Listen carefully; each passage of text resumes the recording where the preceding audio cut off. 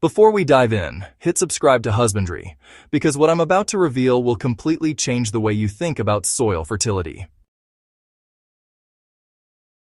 For centuries, gardeners and small-scale farmers have been told they must build compost piles, constantly turning, watering, and layering scraps to feed their soil. But history tells a very different story. Ancient farmers didn't rely on towering compost heaps or complicated machinery, yet their fields produced abundant crops year after year, often on soil that would challenge even modern gardeners. Understanding their techniques not only gives insight into the ingenuity of our ancestors, but also shows practical, low-labor ways for us to build fertile, productive soil today. Ancient farmers understood one critical principle: the soil itself is alive and can be fed in place.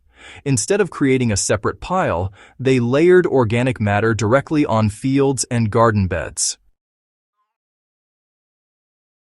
Crop residues, leaves, straw, and even animal manure were spread over the surface, allowing decomposition to occur in situ.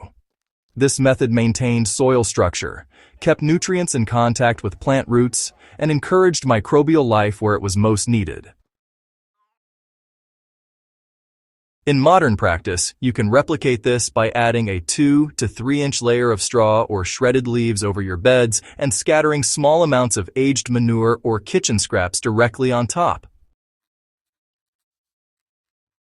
There's no need to build, move, or turn piles. The soil beneath does the work naturally. Another reason compost piles were unnecessary was the strategic use of crop rotation. By alternating legumes, grains, and root vegetables, ancient farmers maintained nitrogen levels, prevented soil exhaustion, and disrupted pest and disease cycles. Legumes, such as peas and beans, naturally fix nitrogen in the soil, creating fertility for the next crop. Root crops loosen soil and improve aeration, while cereals take up other nutrients without depleting the system completely. By observing the land and understanding plant relationships, farmers could sustain fertility for generations. And, modern gardeners can adopt this approach by planning seasonal rotations, pairing legumes with leafy greens or grains, and letting root crops prepare beds for heavier feeders. The beauty of this method lies in its simplicity. Leaving organic matter on the soil surface encourages worms, fungi, and bacteria to flourish naturally. These organisms break down materials gradually, releasing nutrients in a steady flow directly into the root zone. In contrast, compost piles often concentrate microbes and nutrients in one spot, which then requires redistribution. By letting decomposition happen where plants grow, you reduce labor and improve efficiency.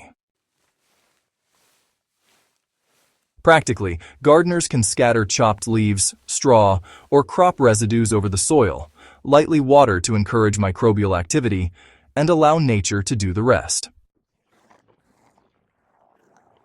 Over time, you'll notice richer soil, better moisture retention, and healthier plants. Cover cropping was another ancient strategy that, eliminated the need for stored compost. Farmers would sow fast-growing crops in fallow fields, like clovers, vetch, or rye, to protect the soil, fix nitrogen, and suppress weeds. These crops were later cut or tilled in, directly enriching the soil with green matter. Today, gardeners can mimic this by sowing a cover crop after harvest or during the off-seasons, then chopping and spreading it as mulch. This approach not only builds soil fertility without compost piles, but also, enhances soil structure, reduces erosion, and increases microbial diversity. Ancient methods relied on observation, patience, and working with natural cycles. They didn't chase rapid decomposition or concentrated fertilizers. Instead, they encouraged gradual nutrient flow, moisture retention, and balanced microbial communities.